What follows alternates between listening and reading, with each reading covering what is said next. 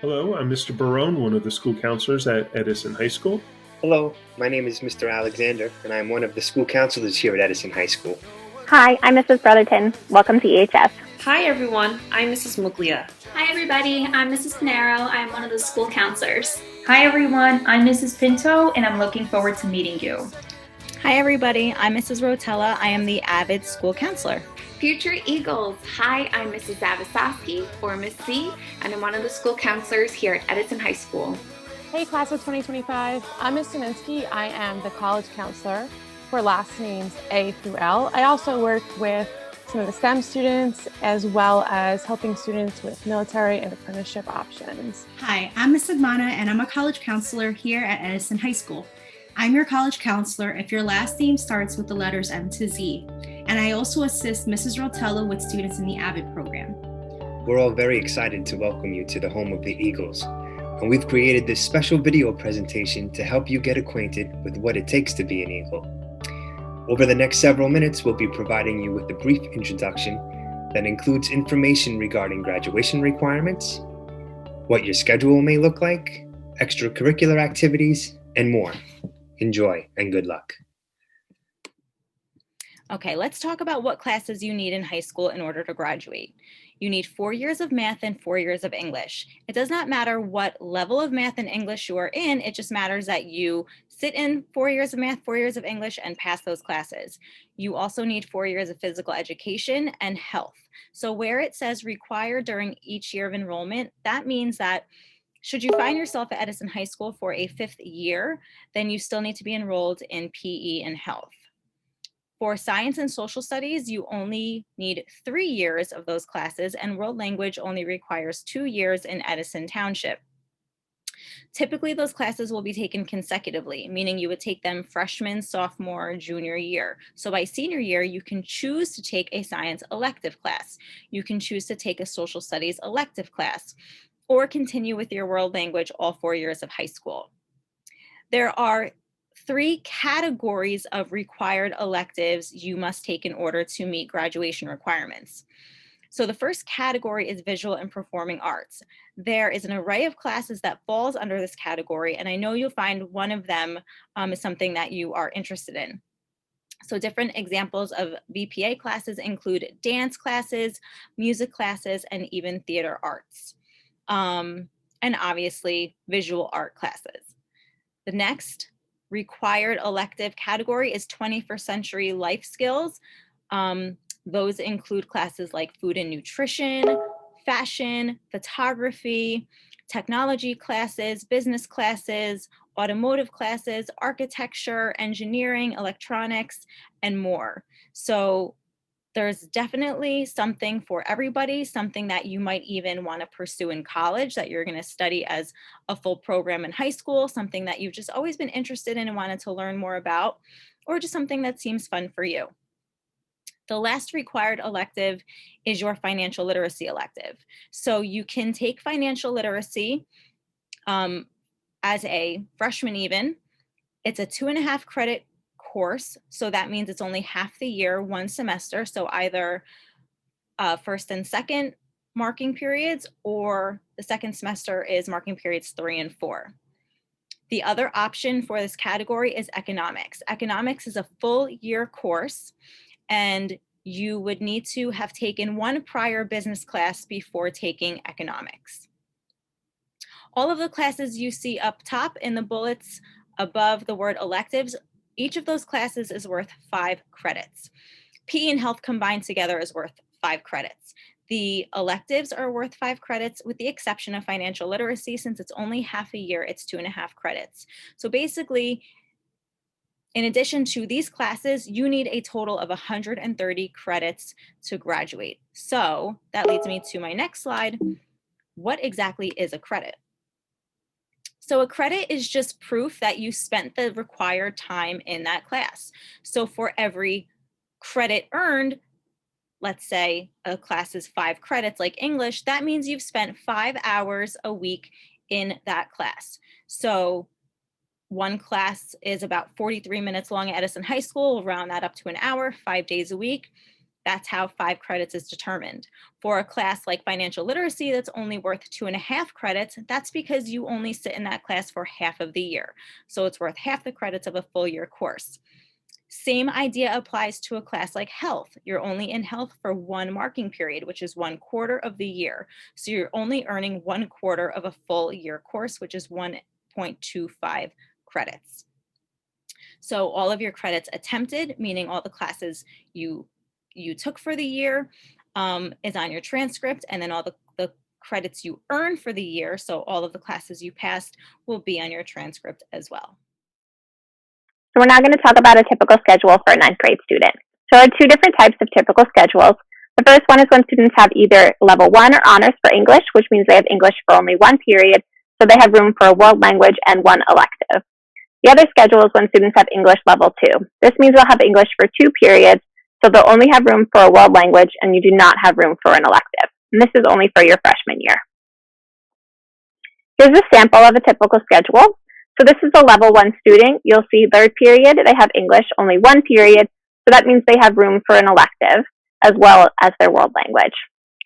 I know it seems like there are 12 different periods, and that can be a lot, but there are only 7 academic classes with 1 period for lunch. So when looking at your schedule, it's best to see period 1, what class you have, what days of the week you have it, what time you'll be in that class, what room you're in, and then what teacher you have. It's easiest when going through the schedule to look at what class you have at what time, and then eventually you will get used to the periods. So you'll see this student has biology, English for 1 period, lunch, elective, PE, and health. And you have PE for 3 marking periods and health for 1, then math, world language, and history. One thing to point out on this schedule is the study hall. So you'll see first period, the student has biology on Wednesdays for first period and second period in the same room. And that's because they have a lab for this class. On Monday, Tuesday, Thursday, Friday, they have what's called a study hall. So study hall is when students have an opportunity to have some extra time to work on their homework, meet with their teachers and get extra help, or even meet with their counselor. And you'll see on this schedule, it's an English level 2 class, so they have it for 2 periods in a row, and they do not have room for an elective. But they do have their world language. Speaking of world languages, now is a great time to start thinking of maybe taking a new world language. So if you're not doing well in the current language that you're taking, here are some other options that we have for you to take. So we do have Spanish, but in addition to that, we also have French, Latin, Italian, and Mandarin. So if you're already earning a D in your current language or your final grade is a D, you'll not be able to move on to the next level when you're starting high school. So instead, you'll be repeating that same level in 9th grade. An example of this is, say you finish with a D in Spanish level 2 for 8th grade. That means in 9th grade, you will also be taking Spanish level 2.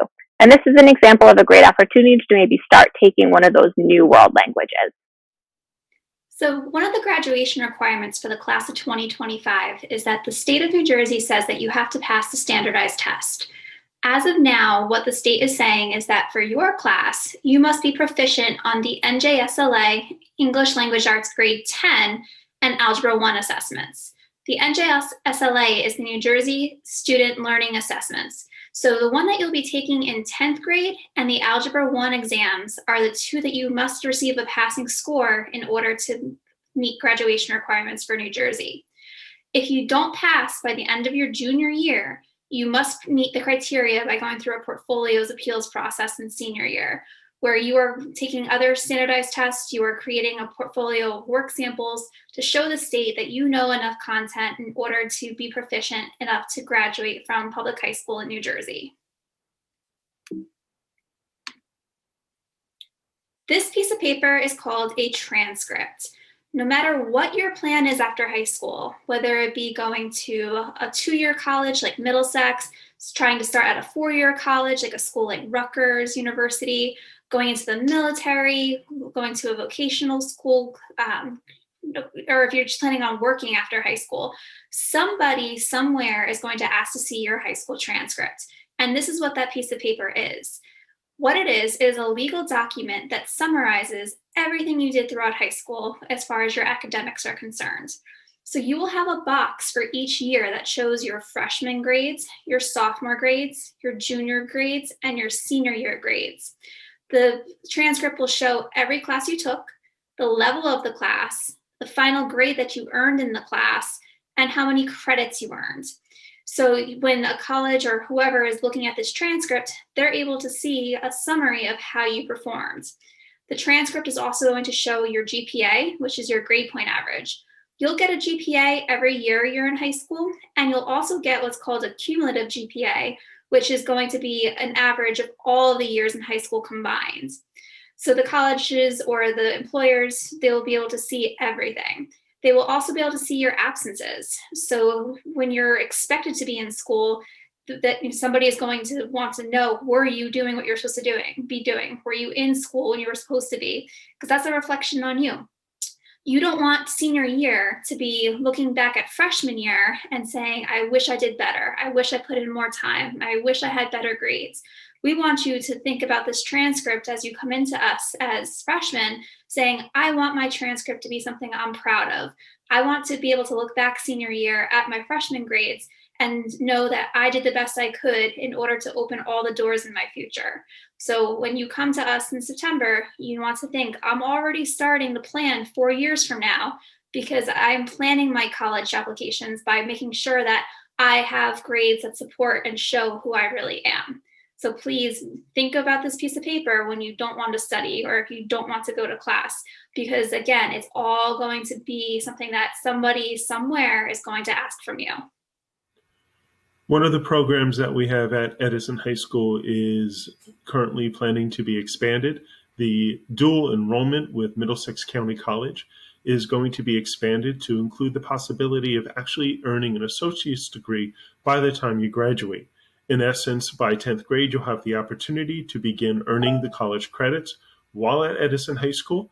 And then if you complete an entire program of about 60 credits, you will have an associate's degree by the time you graduate Edison High School. Depending on the specific degree and program, this is accomplished through specified courses at Edison High School and Middlesex County College. There is a process to do all this. So as you get up to the high school and start planning your courses over the course of the 4 years, it's very important that you communicate with your school counselor to determine which program you might be interested in, which courses you need to have over the course of those 3 years from sophomore year to senior year. There is an application that would be needed to be completed for each course that gets submitted to us and then routed to Middlesex County College. There is a $125 fee per course that is paid to Middlesex County College. And then, of course, there's a minimum grade to receive the college credit, and there is program eligibility rules that have to also be followed each year. Another great thing to take advantage of and a way to get involved and have some fun is by playing a sport here at Edison High School. We offer football, basketball, hockey, soccer, swimming, just to name a few. But it's important to know in order to play, you have to be eligible. And to be eligible, students need to earn 25% of the required credits to graduate each year. So because Edison High School requires 130 credits to graduate, that means you'll need to earn 32.5 credits a year, which, thanks to this presentation, we know is every class. Failing just one class puts you at 31 credits, which doesn't meet eligibility requirements. So if you are not eligible, you are not playing. Breaking this down a little bit more, credit is key. Students will have the opportunity to recover credits for 2 classes in the summer. But if a student fails 3 classes, they will not be eligible to play the subsequent year. In short, as a freshman in the fall, everyone is eligible to play.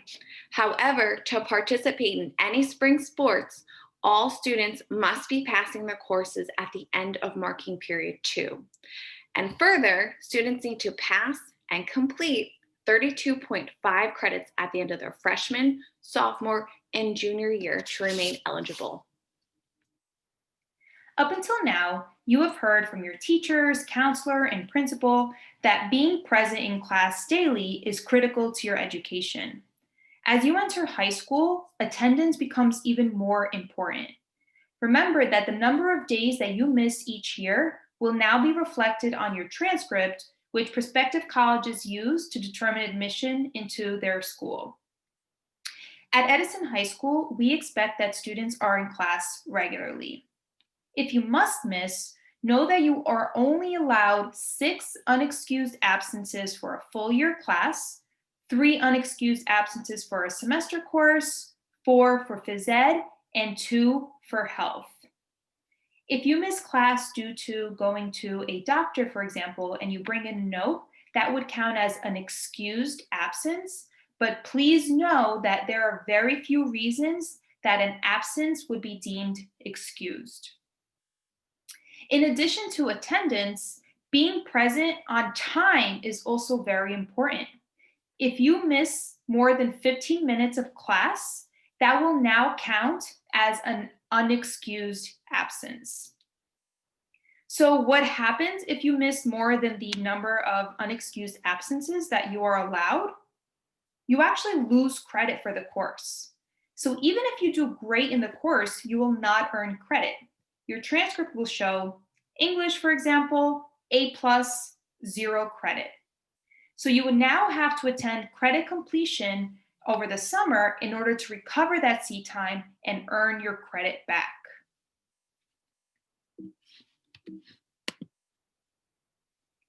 So we offer 2 programs over the summer. We have Summer School for Failure Makeup, which you're likely familiar with. If you fail a class, you have to recover it in summer school. These classes don't just go away. So if you don't pass Algebra 1, you are not moving on to geometry. You will have to recover the course over the summer, or you will be repeating Algebra 1 next year. Remember that this can impact your graduation. And then the other program that we offer is credit completion, which I was previously referring to. And this is for students who miss too many days of class. Note that credit completion is per class, not necessarily per year.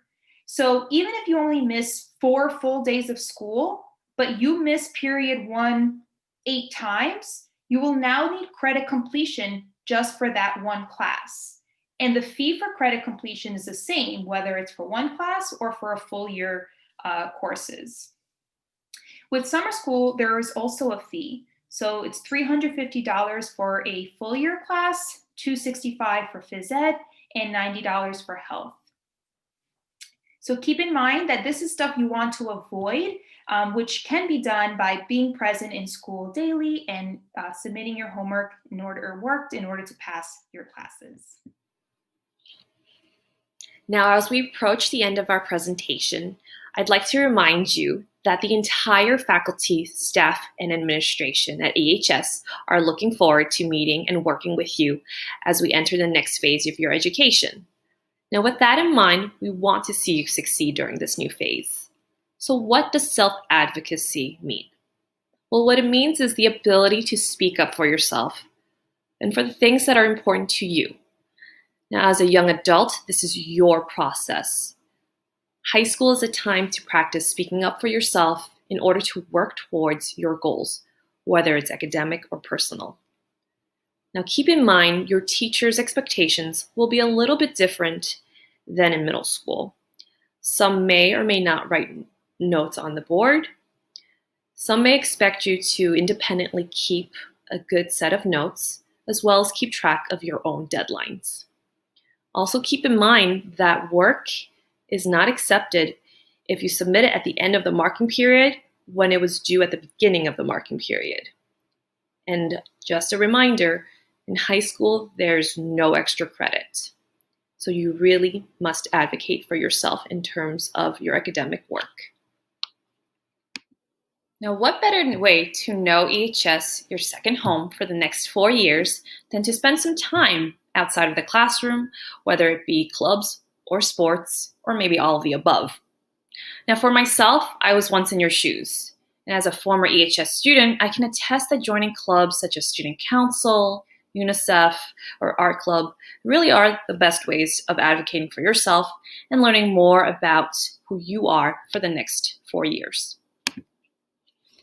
Now, on the EHS website, under Student Resources, you will find a list of our clubs with links to Google Classroom codes to join these clubs.